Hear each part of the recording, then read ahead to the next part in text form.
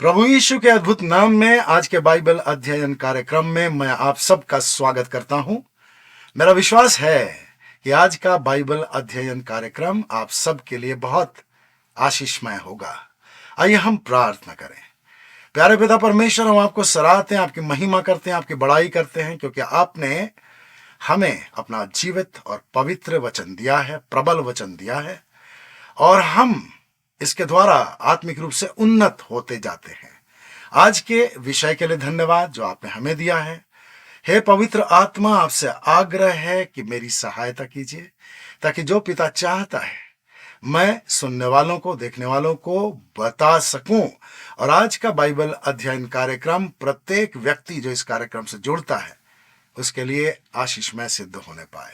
मेरी सहायता कीजिए, मेरी जुबान पर, मेरे हृदय पर, मेरे विचारों पर अपना नियंत्रण रखिए पवित्र आत्मा, और सुनने वालों का हृदय परमेश्वर के वचन के लिए खुल जाए, ताकि हम सब इस बाइबल अध्ययन के द्वारा लाभान्वित हों और यीशु के नाम की महिमा हो। प्रभु यीशु के नाम में आमीन, हालेलुया।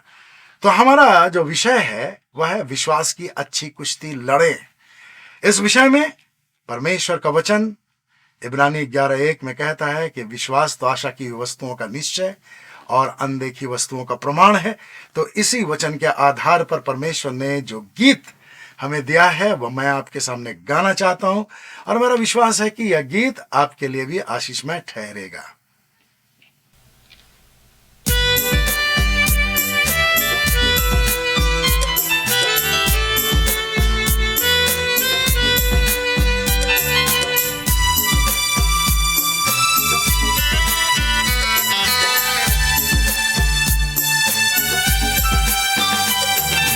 विश्वास तो आशा की हुई वस्तुओं का निश्चय है।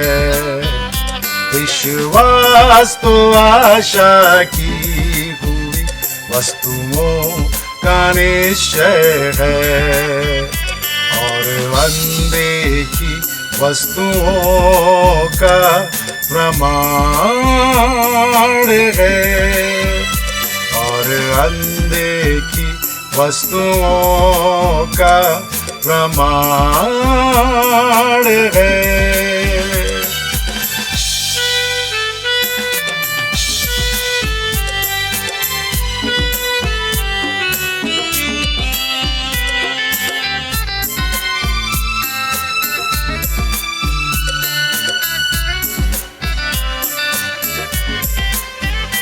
विश्वास से हम जानते हैं रचना समस्त सृष्टि की। विश्वास से हम जानते हैं रचना समस्त सृष्टि की। परमेश्वर के वचन के द्वारा ही की गई। परमेश्वर के वचन के द्वारा ही की गई। विश्वास तो आशा की हुई वस्तुओं का निश्चय है। विश्वास तो आशा की हुई वस्तुओं का निश्चय है, और अनदेखी वस्तुओं का प्रमाण है, और अनदेखी वस्तुओं का प्रमाण है।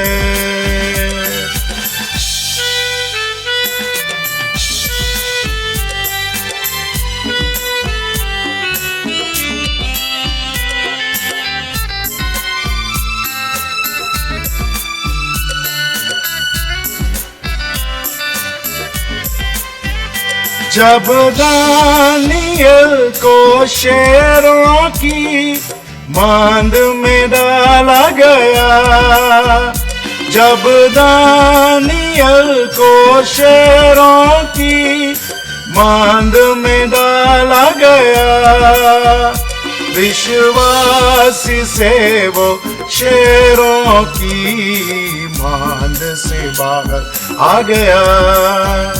विश्वास से वो शेरों की मांद से बाहर आ गया। विश्वास तो आशा की हुई वस्तुओं का निश्चय है। विश्वास तो आशा की हुई वस्तुओं का निश्चय है और अनदेखी वस्तुओं का प्रमाण है और अनदेखी वस्तुओं का प्रमाण है। तो हमारा विषय है विश्वास की अच्छी कुश्ती लड़ें और इस विषय में प्रेरित पौलुस ने तीमुथियुस को बहुत ही अद्भुत, बहुत ही अच्छी शिक्षा दी। इसको हम देखेंगे पहला तीमुथियुस अध्याय 6 और 12वां पद। परमेश्वर के आत्मा के अगुवाई में तीमुथियुस से प्रेरित पौलुस ने जो कहा वो हमारे लिए भी आज के संदर्भ में बेहद महत्वपूर्ण है और हमें विश्वास की कुश्ती में आगे बढ़ते जाना है। यह लड़ाई जीवन भर की है और इसलिए हमें इस विषय को गंभीरता से लेने की आवश्यकता है। तो यहां लिखा है विश्वास की अच्छी कुश्ती लड़। यहां पर हम ध्यान देंगे प्रेरित पौलुस ने यह नहीं कहा कि विश्वास की कुश्ती लड़, उसने कहा विश्वास की अच्छी कुश्ती लड़ और अनंत जीवन को पकड़े रह जिसके लिए तू बुलाया गया था और जिसकी उत्तम गवाही तूने अनेक गवाहों के सम्मुख दी। विश्वास की अच्छी कुश्ती लड़ और अनंत जीवन को पकड़े रह। अनंत जीवन, प्रभु यीशु ने कहा यदि मनुष्य सारे संसार को प्राप्त कर ले और अपने प्राण को खो दे तो उसे क्या लाभ। और यहां पर प्रेरित पौलुस कहता है अनंत जीवन को पकड़े रह। इसका मतलब है अनंत जीवन हमारे लिए बेहद महत्वपूर्ण है, बहुत अधिक, हमारी कल्पना से भी ज्यादा मूल्यवान है। हमें अनंत जीवन देने के लिए परमेश्वर ने अपने इकलौते पुत्र को स्वर्ग से इस पृथ्वी पर भेजा। जैसा कि हम लोग यूहन्ना 3:16 में जानते हैं, लगभग सब लोग जानते हैं कि यहाँ लिखा है परमेश्वर ने जगत से ऐसा प्रेम किया कि उसने अपना इकलौता पुत्र दे दिया ताकि जो कोई उस पर विश्वास करे वो नाश ना हो वरन अनंत जीवन पाए। हालेलुया। तो अनंत जीवन ऐसा महान जीवन है जो केवल परमेश्वर ही दे सकता है। और जब परमेश्वर हमारे ऊपर अनुग्रह करता है तो हमें उद्धार का वस्त्र पहनाता है। परमेश्वर के अनुग्रह से हमें उद्धार का जीवन प्राप्त हुआ है। हमने प्रभु यीशु मसीह पर विश्वास किया है। परमेश्वर के अनुग्रह से परमेश्वर ने हमारी सहायता की, हमें दान दिया कि हम इस बात पर विश्वास करें कि यीशु ने क्रूस पर हमारे लिए अपना लहू बहाया। अब प्रभु यीशु मसीह पर विश्वास करने के कारण हमने अनंत जीवन को प्राप्त कर लिया। अब सारी जद्दोजहद जो है अनंत जीवन को संभाले रखने के लिए है, अनंत जीवन को अपने साथ जोड़ करके रखने के लिए है। हमें अनंत जीवन में बने रहने के लिए भारी संघर्ष से गुजरना है। क्यों? क्योंकि शैतान हमेशा हमारे अनंत जीवन के आशीष को हमसे छीन लेना चाहता है। और जहां हम कमजोर हुए, हमें आत्मिक रूप से बहुत हानि उठानी पड़ सकती है। कई दफा, बल्कि कहें कि अक्सर ऐसा होता है कि अगर शैतान हमें कोई हानि पहुंचाता है तो अगर हम प्रभु में बने ना रहें तो हम ये समझ भी नहीं पाएंगे कि उसने हमें क्या हानि पहुंचाई है। बल्कि बहुत दिनों के बाद हो सकता है प्रभु के अनुग्रह से, प्रभु की दया से हमें पता चल जाए कि हमने क्या हानि उठाई। लेकिन जब हम विश्वास में होते हैं तो विश्वास की आंखों से हम अपने अनंत जीवन को देख सकते हैं और इसकी रक्षा के लिए हमें कुश्ती लड़नी जरूरी है। यानी यह कुश्ती आत्मिक संघर्ष के रूप में अंधकार की ताकतों के विरुद्ध हमें हमेशा तैयार रहना चाहिए कि कब उनसे हमारा मल्लयुद्ध हो जाए। और इसी बात को प्रेरित पौलुस ने तीमुथियुस से कहा कि विश्वास की अच्छी कुश्ती लड़ और अनंत जीवन को पकड़े रह जिसके लिए तू बुलाया गया है। तो मेरा विश्वास है कि आप लोग जो इस कार्यक्रम से जुड़े हुए हैं, परमेश्वर के द्वारा बुलाए गए हैं, तभी आप इस कार्यक्रम से जुड़े हुए हैं। और जब आप परमेश्वर के द्वारा बुलाए गए हैं तो आप निश्चित जानिए कि अनंत जीवन आपका है। अब इसे बचाने के लिए हमें कुश्ती लड़नी है, बल्कि अच्छी कुश्ती लड़नी है। तो अच्छी कुश्ती लड़ने के लिए कुछ बातों पर हम मनन करेंगे, कुछ बातों को सीखेंगे ताकि हम बहुत अच्छी कुश्ती लड़ सकें। तो इस संदर्भ में सबसे पहली बात है संतोष सहित भक्ति। जी हां, संतोष सहित भक्ति। और यह बात प्रेरित पौलुस ने तीमुथियुस से कही। इस बात को हम लोग देखेंगे पहला तीमुथियुस 6 अध्याय 6 से 10 के भीतर। यहां लिखा है, परंतु संतोष सहित भक्ति वास्तव में महान कमाई है। Praise the Lord. संतोष के साथ भक्ति वास्तव में महान कमाई है। कमाई यानी जब हम नौकरी करते हैं तो महीने के खत्म होने पर हमें जो सैलरी मिलती है वो हमारी कमाई है। जब हम व्यवसाय करते हैं तो जब हम कुछ पैसा लगाते हैं उसके बाद हमें उसका फायदा मिलता है, वो हमारी कमाई है। तो संतोष सहित भक्ति वास्तव में महान कमाई है। यानी जो कमाई हमें प्राप्त होती है आर्थिक रूप से, अगर हम समझें, जो महीने की सैलरी हमें मिलती है, उससे परमेश्वर चाहता है कि हम संतुष्ट रहें। और इसलिए यह बात प्रेरित पौलुस ने तीमुथियुस से कही, संतोष सहित भक्ति वास्तव में महान कमाई है। बहुत सारे लोग संसार में मसीह होने के बावजूद, विश्वासी होने के बावजूद असंतुष्ट जीवन व्यतीत कर रहे हैं। उनके लिए यह बहुत अच्छी शिक्षा है, हमारे लिए भी बहुत अच्छी शिक्षा है। तो पद 7 से हम लोग आगे बढ़ेंगे, क्योंकि न तो हम संसार में कुछ लाए हैं, न यहां से कुछ ले जाएंगे। यदि हमारे पास भोजन और वस्त्र हैं तो इन्हीं से हम संतुष्ट रहेंगे। परंतु जो धनवान होना चाहते हैं वे प्रलोभन, फंदे में और अनेक मूर्खता पूर्ण और हानिकारक लालसाओं में पड़ जाते हैं, जो मनुष्य को पतन तथा विनाश के गर्त में गिरा देती हैं। क्योंकि धन का लोभ सब प्रकार की बुराइयों की जड़ है। कुछ लोगों ने इसकी लालसा में विश्वास से भटक कर अपने आप को अनेक दुखों से छलनी बना डाला है। तो परमेश्वर का धन्यवाद हो, परमेश्वर का वचन हमें लालच से परे रहने की आज्ञा देता है। और परमेश्वर के जो लोग हैं जिन्होंने हमसे पहले परमेश्वर की बुलाहट को स्वीकार किया, विशेष करके बाइबल में जितने पात्रों के बारे में हम पढ़ते हैं, जिन्होंने परमेश्वर की बुलाहट को स्वीकार किया, वे संसार के धन के पीछे नहीं लेकिन परमेश्वर के पीछे भागते थे।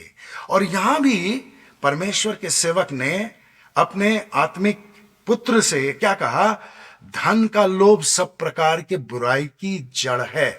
और ऐसा प्रेरित पौलुस ने तीमुथियुस से इसलिए कहा, मुझे ऐसा लगता है कि आर्थिक दृष्टिकोण से देखने पर, आर्थिक दृष्टिकोण से तुलना करने पर जो परमेश्वर के सेवक होते हैं, अन्य जो आर्थिक रूप से संपन्न लोग रहते हैं, समाज के बहुत सारे लोग हैं, उनकी तुलना में उनकी आर्थिक स्थिति थोड़ी कमजोर रहती है, थोड़ी कमजोर रहती है। लेकिन परमेश्वर उनकी सारी आवश्यकताओं को पूरा करने का वादा करता है।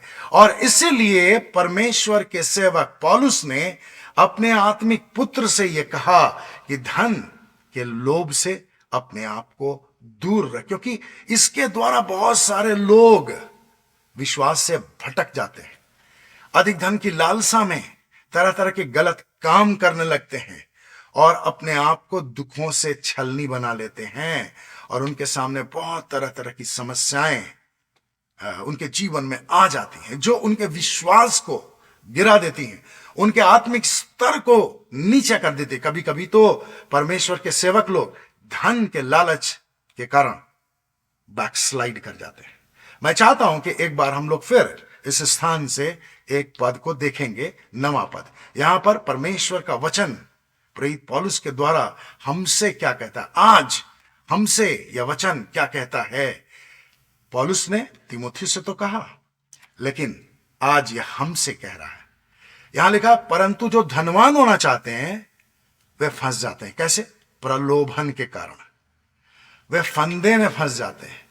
बहुत सारी मूर्खतापूर्ण हानिकारक लालसाओं में पड़ जाते हैं जो मनुष्य को पतन तथा विनाश के गर्त में गिरा देती हैं। इसलिए प्रेरित पौलुस ने अपने आत्मिक पुत्र को सलाह दी कि संतोष सहित भक्ति वास्तव में सबसे बड़ी कमाई है। और इसलिए हमारे लिए भी यह जरूरी है कि हम इस बात को समझें कि परमेश्वर ने हमारे लिए जो कुछ रखा है, जो नौकरी है, जो व्यवसाय है, जो परमेश्वर ने हमें दिया है, वो हमारे लिए काफी है और हमारे लिए उसके द्वारा सभी आवश्यकताओं की पूर्ति परमेश्वर की आशीषों से हो सकती है और होती रही है। संभव है कि इस कार्यक्रम से कुछ ऐसे सेवक भी जुड़े हुए हों जो पूर्णकालिक सेवक है, यानी कहीं नौकरी नहीं करते। मैं उनको उत्साहित करना चाहता हूं, यदि ऐसे लोग जो पूर्णकालिक सेवकाई में हैं, अगर परमेश्वर की बुलाहट के द्वारा सेवकाई में हैं, तो मेरा विश्वास है कि परमेश्वर उनकी सभी आवश्यकताओं को अवश्य पूरा करता है। और मैंने ऐसे कई लोगों को देखा है जो पूर्णकालिक सेवकाई में रहते हैं। उनके पास भी संसार की विलासिता की वस्तुएं तो नहीं हैं, लेकिन उनकी जरूरतों के लिए परमेश्वर की ओर से लगातार उनकी सहायता की जाती है। परमेश्वर उनको पूरी तरह से सुरक्षित रखता है, आर्थिक रूप से उन्हें इतना सक्षम रखता है कि उनकी सभी आवश्यकताओं की पूर्ति हो। तो यह जरूरी है कि हम अपने जीवन में संतुष्ट रहें। अगर हम संतुष्ट नहीं रहेंगे तो क्या होगा? अगर हम संतुष्ट नहीं रहेंगे तो हमारे अंदर परमेश्वर के कार्यों के प्रति बड़ा आलोचनात्मक भाव आ जाएगा। हम कई बार दूसरों से अपनी तुलना करेंगे और पाएंगे कि हम दूसरों के सामने दूसरों की तुलना में बेहद कमजोर हैं। और अगर हम इस प्रकार की तुलना करते रहेंगे तब हमारे विश्वास का कोई अर्थ नहीं, हम विश्वास की अच्छी कुश्ती नहीं लड़ रहे हैं। इसलिए प्रेरित पौलुस ने तीमुथियुस से कहा, विश्वास की अच्छी कुश्ती लड़। और आर्थिक रूप से जो तुलना है वो बहुत ही हानिकारक है, वो बहुत ही नकारात्मक है और निराशाजनक है। अगर मैं अपनी तुलना उन लोगों से करूं जो बहुत अच्छी नौकरियों में हैं, तो मैं अपने आप को निराश कर लूंगा। मेरे बहुत सारे मित्र जिन्होंने मेरे साथ पढ़ाई की, उन्होंने बहुत अच्छी नौकरियां प्राप्त की, ऊंचे ऊंचे पदों पर वे अधिकारी हैं। और अगर मैं उनसे अपनी तुलना करूं तो मैं निराश हो जाऊंगा, हताश हो जाऊंगा, मेरे अंदर निराशा का भाव पैदा हो जाएगा, उदासी छा जाएगी। मुझे इस विषय में हमेशा सतर्क रहना होता है और मेरे लिए जरूरी है कि मैं वचन के आधार पर विश्वास की अच्छी कुश्ती लड़ूं और मैं उन बातों को याद करूं जो प्रभु ने इस विषय में, सेवकाई के विषय में, धन के विषय में, किसी व्यक्ति के जीवन के अच्छे होने के विषय में, आशीषित होने के विषय में, धन्य जीवन के विषय में, अनंत जीवन प्राप्त करने वाले लोगों के विषय में क्या कहा, परमेश्वर का वचन क्या कहता है। अगर मैं अपना ध्यान परमेश्वर के वचन से हटा लूं और उन लोगों को देखूं जो मुझसे ज्यादा उन्नत हैं, आर्थिक रूप से मुझसे ज्यादा सुदृढ़ हैं, तो वास्तव में मैं सेवकाई नहीं कर पाऊंगा। इसलिए प्रेरित पौलुस ने बहुत ही सुंदर सलाह दी तीमुथियुस को कि संतोष सहित भक्ति वास्तव में महान कमाई है। और जब हम संतुष्ट होते हैं तो हम परमेश्वर को धन्यवाद दे सकते हैं। जब हम संतुष्ट होते हैं तो हम प्रभु के चरणों में बहुत ही अच्छा समय, क्वालिटी टाइम बिता सकते हैं, प्रार्थना का बहुत ही अच्छा समय व्यतीत कर सकते हैं। जब हम संतुष्ट होते हैं तो हम परमेश्वर की आराधना में पूरे हृदय से लग जाते हैं, पूरी आत्मा से, सच्चाई से उस परमेश्वर की जो महान है, जो हमारी सभी आवश्यकताओं को पूरी कर सकता है, हम उसकी आराधना कर सकते हैं। इसलिए परमेश्वर के लोगों को संतुष्ट होना बेहद जरूरी है। हमें इस बात को जानना जरूरी है कि धन की अधिकता होने के बावजूद हमारा जीवन धन पर निर्भर नहीं करता, और परमेश्वर उन लोगों के साथ संगति नहीं करता जो लोग सांसारिक रूप से बहुत संपन्न होते हैं।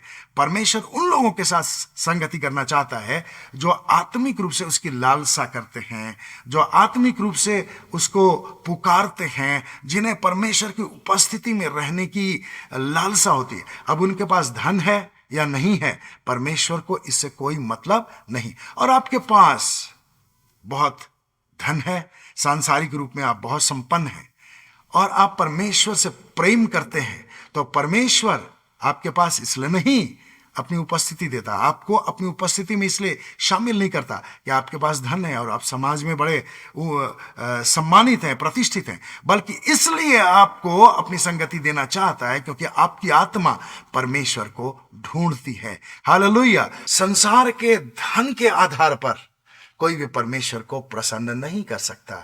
इसलिए प्रेरित पौलुस की यह बात बेहद महत्वपूर्ण है कि संतोष सहित भक्ति वास्तव में महान कमाई है। परमेश्वर ने आपको जहां रखा है, जैसे रखा है, जिस स्थिति में रखा है, जिस व्यवसाय में रखा है, जिस नौकरी में रखा है, उस नौकरी में, उस व्यवसाय में, उस आर्थिक स्थिति में आपको परमेश्वर की महिमा करनी चाहिए, परमेश्वर को धन्यवाद का बलिदान चढ़ाना चाहिए, क्योंकि आपके लिए परमेश्वर की यही सर्वश्रेष्ठ योजना होगी। इसलिए हमें हर परिस्थिति में संतुष्ट रहने की कोशिश करनी चाहिए, क्योंकि परमेश्वर ही है जो हमें बढ़ा सकता है, परमेश्वर ही है जो किसी को घटा सकता है। परमेश्वर की महान योजना आपके जीवन में क्या है, यह बेहद महत्वपूर्ण है, क्योंकि आप परमेश्वर की दया से, परमेश्वर की इच्छानुसार, परमेश्वर के अनुग्रह से अनंत जीवन के लिए बुलाए गए हैं, और आपको अपने अनंत जीवन की रक्षा करनी है। और अनंत जीवन की रक्षा करने के लिए जीवन में संतुष्ट होना बेहद जरूरी है। अपनी पारिवारिक स्थिति में संतुष्ट होना बेहद जरूरी है, अपनी नौकरी में संतुष्ट होना बेहद जरूरी है, अपनी सामाजिक स्थिति में संतुष्ट होना बेहद जरूरी है। व्यक्तिगत रूप से हमें परमेश्वर की महिमा के लिए अपने आप में संतुष्ट रहना बेहद जरूरी है। तभी हम परमेश्वर की आराधना आत्मा और सच्चाई से कर सकेंगे, और आत्मिक जीवन में उन्नत भी हो सकेंगे। और अनंत जीवन को पकड़े रहने के लिए हमें जिस युद्ध में लगे रहना है, उस युद्ध में हम विजयी भी होते चले जाएंगे। दूसरी बात, विश्वास की अच्छी कुश्ती लड़ने के लिए हमें अनावश्यक कार्यों से अपने आप को अलग कर लेना चाहिए। अब इस विषय में मैं 2 तीमुथियुस 2 अध्याय 4 पद आपके सामने रखना चाहता हूं। हमें इसे बहुत अच्छी तरह से समझने की जरूरत है। यहां लिखा है, कोई भी योद्धा जो लड़ाई पर जाता है अपने आप को प्रतिदिन की झंझटों में इसलिए नहीं फंसाता कि वह अपने भर्ती करने वाले को प्रसन्न करे। अब यहां कुछ बातें हैं जो प्रेरित पौलुस ने तीमुथियुस से कही। प्रतिदिन की झंझट, प्रतिदिन के झंझट क्या है? अब इसको हम लोग समझने की कोशिश करेंगे। अगर हम लोग सैनिक दृष्टिकोण से देखेंगे तो हमारे देश की जो सेना है वह हमारे देश की सामान्य राजनैतिक और सामाजिक और आर्थिक गतिविधियों से अपने आप को अलग रखती है, क्योंकि उनकी मानसिकता में देश की रक्षा की बात सबसे महत्वपूर्ण है। और हमारे देश की सेना, जो संसार की बहुत अच्छी सेना में से एक है, उसके कारण, उसके इस व्यवहार के कारण, उसके दृष्टिकोण के कारण हम लोग बड़े सुरक्षित रहते हैं। वे हमारे देश की सीमाओं की रक्षा करते हैं। अब परमेश्वर का वचन हमसे यह चाहता है कि हम भी इस बात को बहुत अच्छी तरह समझें। तो हमारे लिए प्रतिदिन के झंझट क्या हैं? प्रतिदिन के झंझटों का मतलब है कि वे अनावश्यक कार्य, वे गैर जरूरी कार्य, जिनसे परमेश्वर को न तो महिमा मिलती है और नहीं जिनसे हमें आत्मिक रूप से कोई लाभ मिलता है। तो प्रेरित पौलुस ने जो कहा वो बड़ी महत्वपूर्ण है। कोई भी योद्धा जो लड़ाई पर जाता है, अब आप कहें कि मैं योद्धा नहीं हूं, तो ऐसा नहीं हो सकता। अगर आप आत्मिक जीवन में आ चुके हैं, यानी आपने अनंत जीवन को थाम लिया है। परमेश्वर के अनुग्रह से आप अनंत जीवन प्राप्त कर चुके हैं। तो आपको अपने अनंत जीवन की रक्षा करने के लिए युद्ध तो करना ही होगा। और हमारा युद्ध किससे है? किसी व्यक्ति से नहीं, यानी किसी मांस और लहू से नहीं, बल्कि हमारा युद्ध तो अंधकार की ताकतों के विरुद्ध है, शैतान की सेना के विरुद्ध है। और शैतान की सेना का, शैतान की शक्तियों का, अंधकार की ताकतों का सबसे महत्वपूर्ण कार्य क्या है? आपको आपके अनंत जीवन से बेदखल कर दिया जाए।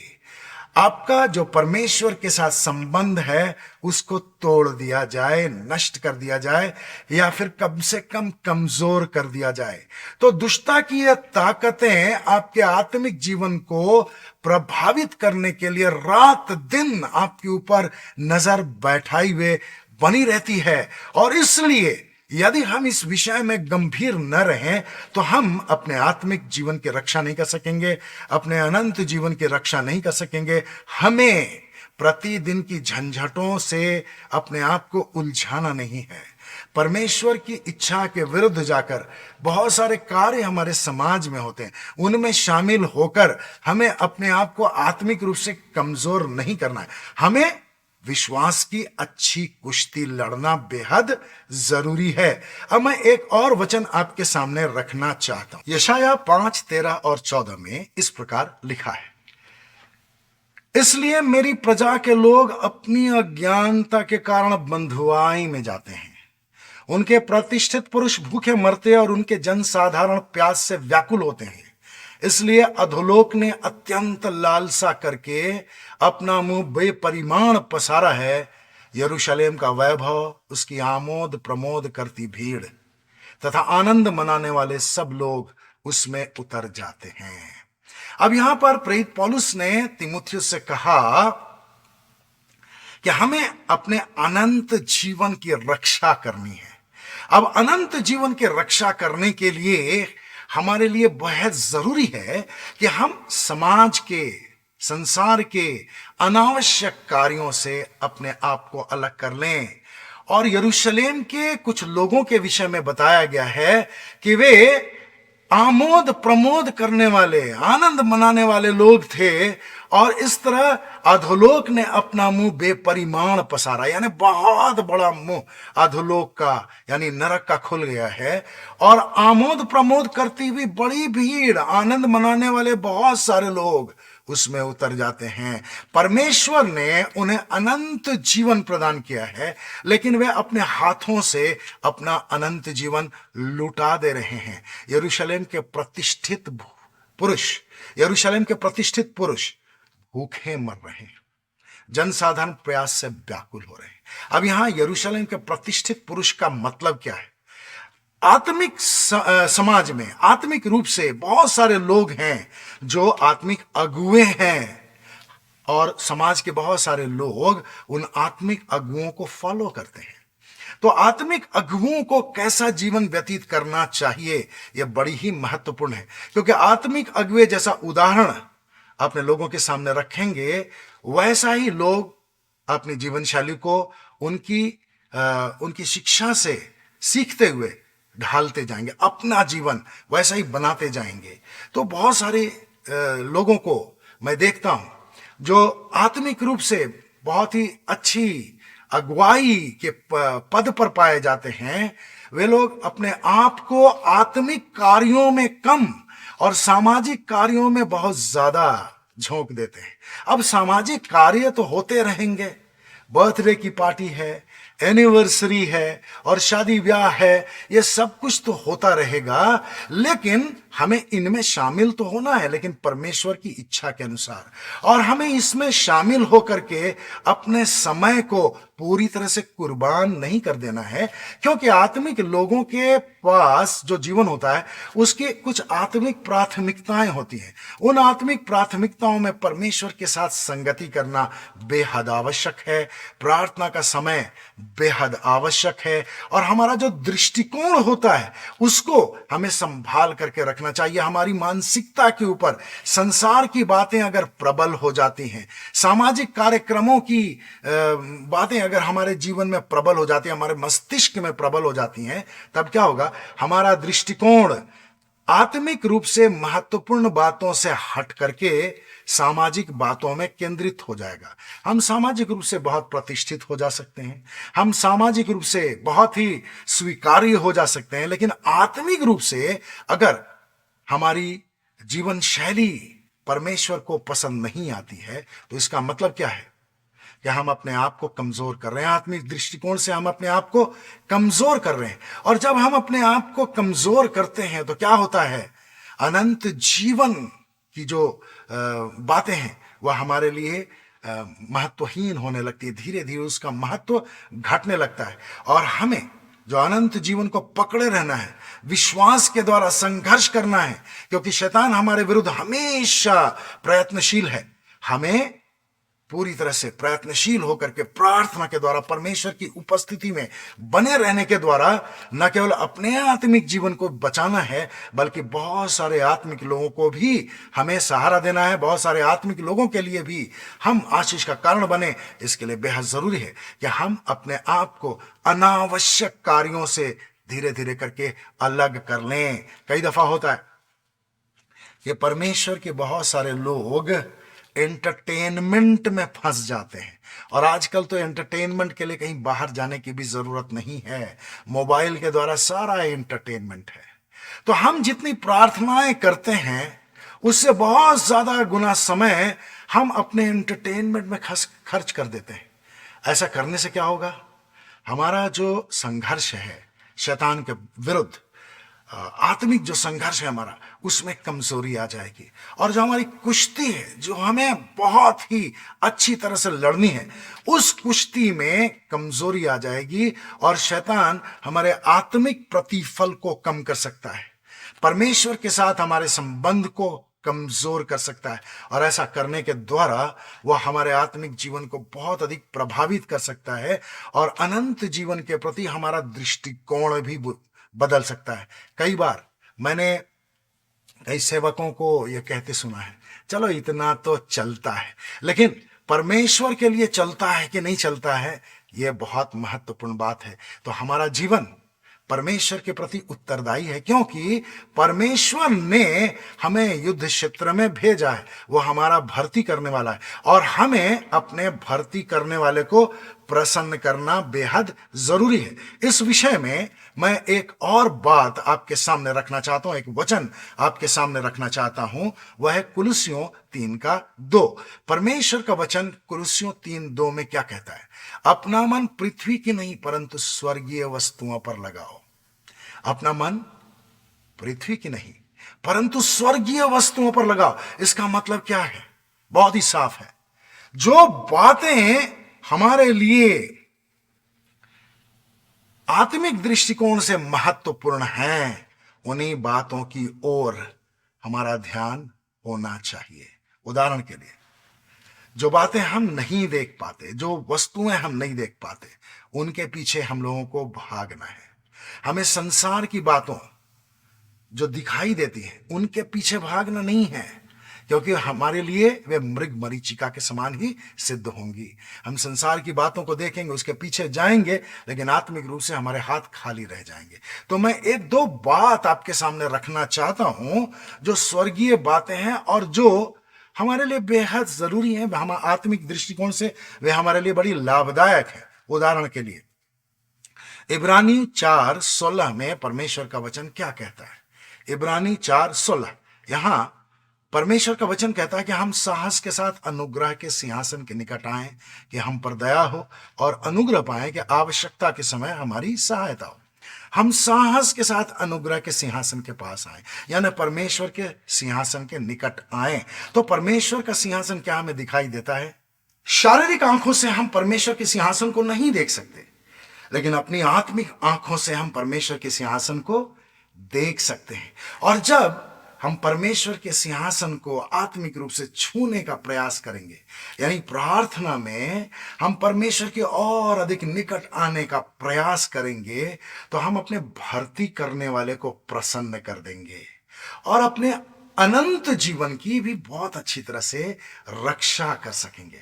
तो अनंत जीवन की रक्षा के लिए हमें आत्मिक रूप से विश्वास की अच्छी कुश्ती लड़ने की बेहद जरूरत है। और प्रेरित पौलुस ने कहा, स्वर्गीय वस्तुओं की धुन में रहो, पृथ्वी की नहीं परंतु स्वर्गीय वस्तुओं की धुन में रहो। मैं दूसरी बात मैं आपके सामने रखना चाहता हूं। दूसरी बात है आत्मा की तलवार। आत्मा की तलवार आपको दिखाई देती है, लेकिन आत्मा की तलवार का हम इस्तेमाल करते, यह स्वर्गीय वस्तु है। और इफिसी 6:17 के अनुसार परमेश्वर का जो वचन है वह आत्मा की तलवार है। इसका मतलब है कि जब हम परमेश्वर के वचन को अपने हृदय में व्यावहारिक रूप से, आत्मिक रूप से बेहद महत्व देते हैं, बहुत ज्यादा महत्व देते हैं, बार बार हम परमेश्वर के वचन पर चलने की कोशिश करते हैं, बार बार हम परमेश्वर के वचन को याद रखने की कोशिश करते हैं, उस पर मनन करने की कोशिश करते हैं, तो हमारे हाथों में आत्मा की तलवार होती है। अब यह तलवार हमें दिखाई नहीं देती, लेकिन यह ऐसी तलवार है कि इसका सामना शैतान की ताकतें नहीं कर सकती, अंधकार की ताकतें नहीं कर सकती। तो जो वस्तुएं हमें दिखाई नहीं देती हैं, हमें उनके पीछे चलना है ताकि हम अपने भर्ती करने वाले को प्रसन्न करें। और जब हम वचन के अनुसार चलने लगते हैं तो क्या होता है, हम अपने आप को सांसारिक रूप से जो बातें हैं जो हमारे लिए गैर जरूरी हैं, सांसारिक रूप से बहुत सारे कार्य हैं जो हमारे लिए गैर जरूरी हो सकते हैं, जो परमेश्वर की इच्छा के विरुद्ध हो सकते हैं, उनसे अपने आप को जब अलग कर लेते हैं तो हम विश्वास की अच्छी कुश्ती लड़ते हैं। क्योंकि संसार की बातों से अपने आप को अलग करने में जो संघर्ष है वह भी एक प्रकार की कुश्ती है। कमजोर व्यक्ति संसार की बातों से, संसार के आकर्षण से और आमोद प्रमोद करती हुई भीड़ से अपने आप को अलग नहीं कर सकते। तो हम जब प्रभु के वचन पर चलने की कोशिश करने वाले लोग होते हैं तो हम परमेश्वर के वचन की सामर्थ्य में आगे बढ़ते हैं। और परमेश्वर चाहता है कि हम प्रभु में और उसकी सामर्थ्य की शक्ति में बलवान बनते चले जाएं। तो युद्ध जीतने के लिए तो अधिक ताकत की जरूरत है। पूरी ताकत लगा करके हमें इस युद्ध में अपने आप को झोंक देना है, क्योंकि अनंत जीवन कोई साधारण वस्तु नहीं है जिसको हम अपने हाथों से छूट जाने का मौका दे सकते हैं, उड़ जाने का मौका दे सकते हैं, खो जाने का मौका दे सकते हैं। तीसरी बात, विश्वास की अच्छी कुश्ती लड़ने के लिए प्रलोभन का तिरस्कार करना बेहद आवश्यक है। अब शैतान का यह जाना माना हथियार है। शैतान ने इसे परमेश्वर के बहुत सारे सेवकों को उलझा दिया। बाइबल में भी हम इसका उदाहरण पाते हैं। शैतान ने दाऊद को उलझा दिया। शैतान ने प्रभु यीशु को भी प्रलोभन में फंसाने की कोशिश की। जब परमेश्वर के सेवक शैतान के प्रलोभनों का तिरस्कार नहीं कर पाते हैं, जब विश्वास में बने रहने वाले लोग शैतान के प्रलोभन का तिरस्कार नहीं कर पाते हैं, तो विश्वास से मुकर जाते हैं और उनका विश्वास का जीवन, अनंत जीवन का ताना बाना बिखर जाता है। इसलिए बेहद आवश्यक है कि हम शैतान के इस हथियार का सामना करने के लिए पहले से तैयार रहें। याकूब पहला अध्याय 14 और 15 में जो बात बाइबल बताती है वो हमारे लिए बेहद जरूरी है। मैं इसे आपके लिए पढ़ना चाहता हूं। यहां इस प्रकार लिखा है, परंतु प्रत्येक व्यक्ति अपनी ही अभिलाषा द्वारा खींचकर वह फंसकर परीक्षा में पड़ता है। यहां परीक्षा का मतलब समस्या नहीं है, यहां परीक्षा का मतलब है टेम्पटेशन, यानी प्रलोभन। कैसे कोई विश्वासी परीक्षा में, प्रलोभन में फंस जाता है? अपनी अभिलाषा द्वारा खींचकर वह फंस जाता है। इसका मतलब है कि हमें अपनी शारीरिक अभिलाषाओं को परमेश्वर के सामने समर्पित कर देना चाहिए। यदि हमारी शारीरिक अभिलाषाएं विश्वास के मार्ग में बढ़ने से हमें रोक रही हैं, तो हमें पहले से उनके लिए प्रार्थना करने की आवश्यकता है। हमें अपने कमजोरियों को जानना बेहद जरूरी है। जब तक हम अपने कमजोरियों को नहीं जानेंगे, हम उन्हें परमेश्वर के सामने नहीं ले जाएंगे। जब हम अपनी कमजोरियों को स्वीकार कर लेते हैं, तभी हम उनसे छूटने के लिए, उस पर विजयी होने के लिए, उन पर विजयी होने के लिए परमेश्वर के पास प्रार्थना के द्वारा आ सकते हैं और अपनी कमजोरियों को रख करके परमेश्वर से प्रार्थना कर सकते हैं कि हमारी कमजोरियां हमारे लिए फंदा न बने। तो ये हमारे लिए बेहद जरूरी है। तो प्रत्येक व्यक्ति अपनी अभिलाषा द्वारा खींचकर व फंसकर परीक्षा में पड़ता है। तो कोई कैसे अपने आप को परीक्षाओं से, प्रलोभनों से, शैतान के जाल से बचा सकता है? इसका एक बहुत ही बेहतरीन उदाहरण बाइबल में मिलता है यूसुफ के जीवन के द्वारा। और मैं संक्षेप में यूसुफ के बारे में आपको बताना चाहता हूं। यूसुफ के भाइयों ने उससे ईर्ष्या के कारण उसे इस्माइली व्यापारियों के हाथ में बेच दिया और इस्माइली व्यापारियों ने उसे पोतीपर के पास पहुंचा दिया। और पोतीपर कौन था? पोतीपर एक बड़ा सैनिक अधिकारी था जो मिस्र में रहता था। तो यूसुफ इस्माइलियों के द्वारा मिस्र पहुंचा दिया गया। पोतीपर ने गुलाम के रूप में यूसुफ को खरीद लिया। अब यूसुफ चूंकि परमेश्वर का एक सेवक था, बड़ा हैंडसम रहा होगा और इसलिए पोतीपर की पत्नी ने व्यभिचार के पाप में यूसुफ को गिराने की कोशिश की। और हम आज के संदर्भ में, इस बाइबल स्टडी के संदर्भ में यह कह सकते हैं कि शैतान के प्रेरणा के कारण या यूसुफ को फंसाने के लिए शैतान ने पोतीपर की पत्नी को इस्तेमाल किया। लेकिन क्या यूसुफ व्यभिचार के पाप में गिर गया? नहीं। उसने कैसे व्यभिचार के पाप का इनकार किया, यह हर व्यक्ति के लिए सीखने की बात है। और इसे देखने के लिए हम देखेंगे उत्पत्ति 39:8 और 9। यहां बाइबल इस प्रकार बताती है, परंतु उसने इनकार करते हुए अपने स्वामी की पत्नी से कहा, देख, मेरा स्वामी इन सब बातों के विषय में कुछ नहीं जानता। इस घर में क्या क्या है और जो कुछ उसका है वह सब उसने मेरे हाथ में सौंप दिया है। इस घर में मुझसे बड़ा और कोई नहीं। उसने तुझे छोड़, जो उसकी पत्नी है, कोई अन्य वस्तु मुझसे नहीं रख छोड़ी है। तब मैं ऐसी बड़ी दुष्टता करके परमेश्वर के विरोध में कैसे पाप कर सकता हूं? ये वचन, ये अंश मुझे बहुत ही अच्छा लगता है। यूसुफ ने कहा, मैं ऐसी बड़ी दुष्टता करके परमेश्वर के विरुद्ध कैसे पाप कर सकता हूं? बड़ी दुष्टता। अब यूसुफ ने अपने विश्वास का प्रकटीकरण यहां किया। शैतान के वार को उसने असफल कर दिया, क्योंकि परमेश्वर की सामर्थ्य के कारण यूसुफ के अंदर विश्वास के अच्छी लड़ाई लड़ने की योग्यता हमेशा से थी। और इसीलिए इतना सब कुछ होने के बावजूद उसे उसके भाइयों ने बेच दिया। उसके भाइयों ने उसे एक गहरे गड्ढे में डाल दिया। उसके भाइयों ने उसके साथ दुर्व्यवहार किया, लेकिन परमेश्वर के विरुद्ध उसने अपना मुंह नहीं खोला, वह कुड़कुड़ाया नहीं। आज के संदर्भ में कहें तो प्रभु में सर्वदा आनंदित था। हमारे लिए भी यह बेहद जरूरी है कि हम प्रभु के प्रेम में आनंदित रहें, प्रभु में सर्वदा आनंदित रहें। तो यूसुफ ने व्यभिचार के पाप में गिरने से इनकार कर दिया। शैतान ने उसके लिए जाल बिछा करके रखा था, लेकिन उस जाल को उसने नष्ट कर दिया और व्यभिचार के पाप से उसने अपने आप को पूरी तरह से अलग कर लिया। वह अपनी अभिलाषा के ऊपर विजयी हुआ। हमारे लिए बेहद जरूरी है कि हम चूंकि विश्वास के अच्छे योद्धा बनना चाहते हैं, और मैं ऐसा सोचता हूं कि आप भी विश्वास के अच्छे योद्धा बनना चाहते होंगे व्यक्तिगत रूप से, तो आपको अच्छी कुश्ती लड़नी है। इसके लिए जरूरी है कि अपनी अभिलाषाओं को आप जानें, अपनी कमजोरियों को आप जानें और पहले से उन्हें प्रभु के चरणों में ले आएं, ताकि शैतान अगर आपको प्रलोभित करने की कोशिश करे तो आप वहां कमजोर न पड़े, बल्कि यूसुफ के समान वहां विजयी होकर परमेश्वर की महिमा करें। अब एक और छोटा सा उदाहरण मैं आपके सामने रखना चाहता हूं। इस्राएली जब मिस्र से निकले तो बड़ी खुश थे, लेकिन जैसे ही उनके सामने समस्याएं आने लगी, वे कुड़कुड़ाने लगे, मूसा पर तरह तरह के आरोप लगाने लगे।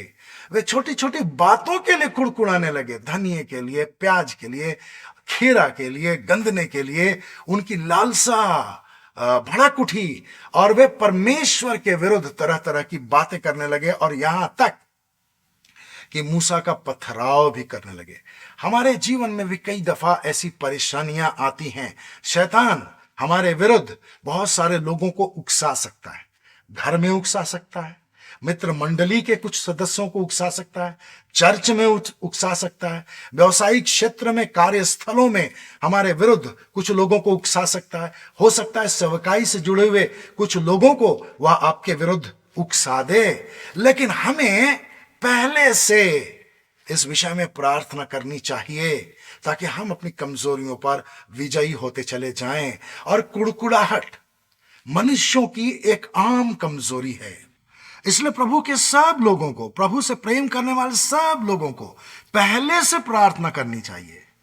कोई परिस्थिति आ जाए उस समय तो प्रार्थना करना ठीक है, लेकिन हमें ऐसी परिस्थितियों को पहले से एंटिसिपेट कर लेना चाहिए कि ऐसी परिस्थितियां तो आएंगी। घर में कुड़कुड़ाहट होगी, लोग हमारे विरुद्ध आलोचना का सहारा लेंगे, हमारे विरुद्ध निंदा का सहारा लेंगे, हमारी निंदा करेंगे, हमारे ऊपर तरह तरह के आक्रमण करेंगे। ये तो प्रभु ने पहले से हमें बता दिया है। तो हम जब जानते हैं तो हमें अपनी सभी समस्याओं के लिए पहले से परमेश्वर के चरणों में आना चाहिए। इस प्रकार की कुड़कुड़ाहट की बातें हम अपने जीवन में देख सकते हैं। मेरे सामने भी बहुत तरह की ऐसी परिस्थितियां आती हैं जिसमें लगता है कि कुड़कुड़ाना चाहिए, लेकिन परमेश्वर की सामर्थ्य के द्वारा हमें कुड़कुड़ाहट की आदत को अपने पैरों तले रौंदने की कोशिश करनी चाहिए। और इसलिए बहुत जरूरी है कि हम इस बात को समझें कि हम प्रभु में सदा आनंदित रहें। फिलिपियों 2:14 मैं आपके सामने रखना चाहता हूं। फिलिपियों 2:14 में परमेश्वर का वचन इस प्रकार कहता है, सब काम बिना कुड़कुड़ाए और निर्विवाद किया करो।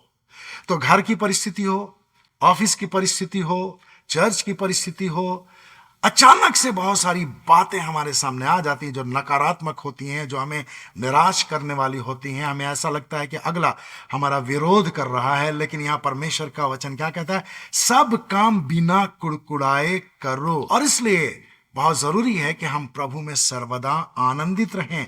पहला थिस्सलुनीके 5:18 में परमेश्वर का वचन हमें उत्साहित करता है। यहां इस प्रकार लिखा है, प्रत्येक परिस्थिति में धन्यवाद दो क्योंकि मसीह यीशु में तुम्हारे लिए परमेश्वर की यही इच्छा है। परिस्थिति कभी कभी बहुत बुरी हो जाती है, परमेश्वर का वचन कहता है प्रत्येक परिस्थिति में धन्यवाद दो। हमेशा धन्यवाद देना, परमेश्वर की बड़ाई करना, परमेश्वर के साथ अपने आप को जोड़े रखना कठिन हो जाता है। कभी कभी परिस्थिति ऐसी बदल जाती है कि परमेश्वर को धन्यवाद देने की इच्छा नहीं होती।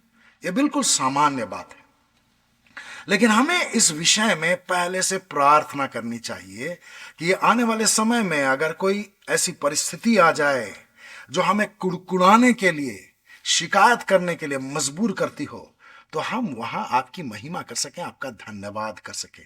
जब आप ऐसा करेंगे तो धीरे धीरे धीरे धीरे करके आपके अंदर का माहौल बदलता जाएगा, आपकी विचारधारा बदलती जाएगी, आपकी आत्मा मजबूत होती चली जाएगी। और अगली बार जब कोई ऐसी परिस्थिति आती है जिसमें सामान्य लोग बहुत कुड़कुड़ा सकते हैं, आप परमेश्वर का धन्यवाद करने में सफल होंगे। हमें इस बात को कभी नहीं भूलना है कि हमें विश्वास की अच्छी कुश्ती लड़ना है। तो परमेश्वर आपको आशीष दे कि आप विश्वास की अच्छी कुश्ती लड़ने में सफल हो जाएं और प्रलोभनों का तिरस्कार करें, संसार के अनावश्यक बातों में अपने आप को न उलझाएं और हमेशा अपने आप को परमेश्वर के अनुग्रह से संतोष की अधीनता में रखने पाएं। तो कितना अच्छा होगा। परमेश्वर आपको आशीष दे। हम प्रार्थना करें। प्यारे पिता परमेश्वर, आपका धन्यवाद कि आपने हमारे लिए इतनी सुंदर व्यवस्था की है कि हम आपके वचन के द्वारा सीख करके शैतान के विरुद्ध युद्ध में विजयी हो सकते हैं। और जैसा कि आपने अपने वचन में हमसे कहा है कि विश्वास की अच्छी कुश्ती लड़। एक एक दर्शक, एक एक श्रोता को आशीष दीजिए कि आपके ये प्रिय लोग विश्वास की अच्छी कुश्ती लड़ने में सफल हो जाए, चाहे परिस्थिति कुछ भी हो।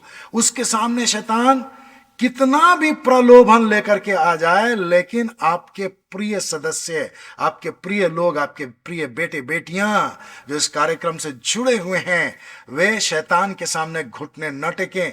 हर परिस्थिति में विश्वास का परिचय दें और विश्वास के द्वारा हर संघर्ष में विजयी हो, और इस तरह आपके नाम की महिमा हो। हर कोई अपने आप को जय के जुलूस में पाए, ऐसा अनुग्रह हर एक पर कीजिए ताकि आपके नाम की महिमा हो। यीशु के नाम में आमीन।